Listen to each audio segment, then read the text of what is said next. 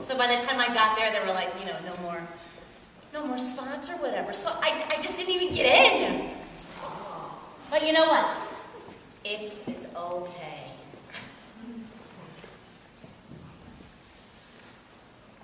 My experience here has been like really interesting. This is like one of the few places where I've been really happy in a long time.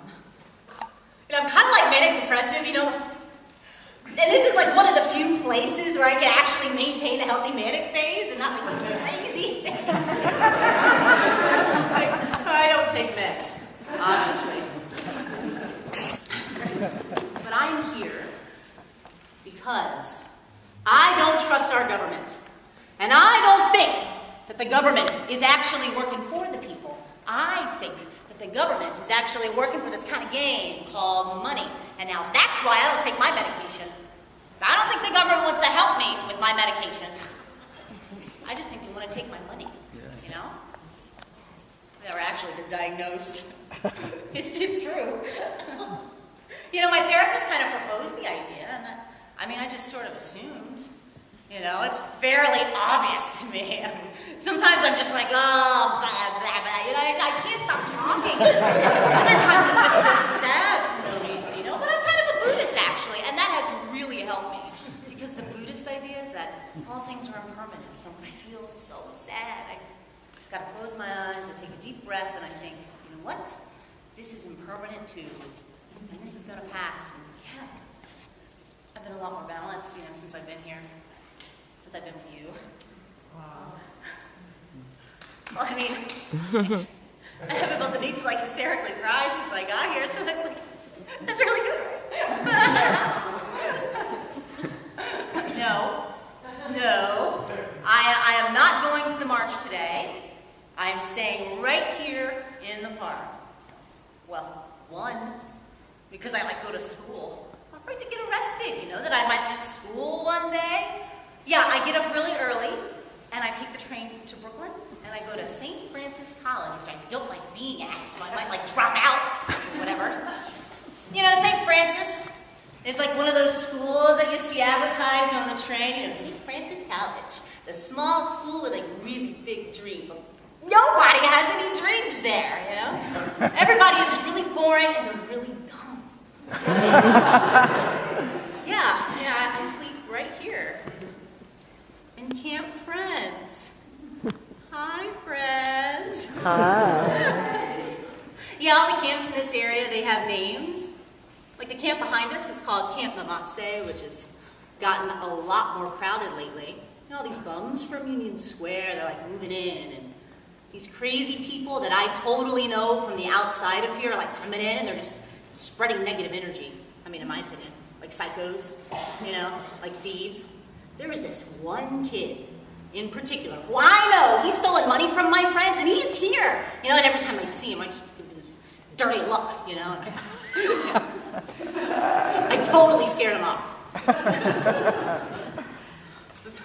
I feel these people here, they're just like my family.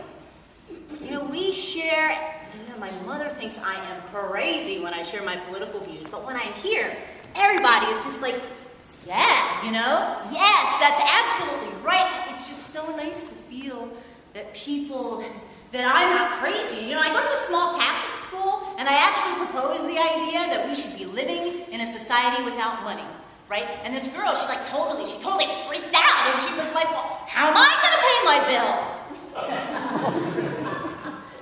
Well, obviously, she failed to recognize that if we were living in a society without money, there would be bills, now would there? But it is just ridiculous, because you really need a job in our society if you're going to survive here. So why aren't there enough jobs? Does that seem right to you? No, doesn't seem right to me either. And it's really disappointing, because you grow up and you're thinking, I'm actually going to get a job.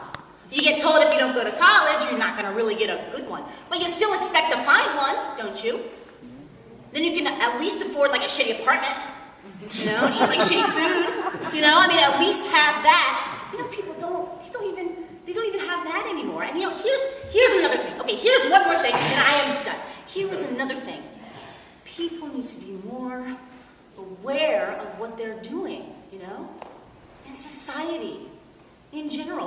think about how their actions are going to affect other people ever? Because people are so fucking selfish. And that's because of TV. That's what they're influenced by. That's all they see. It's all about me, me, and me. And Facebook.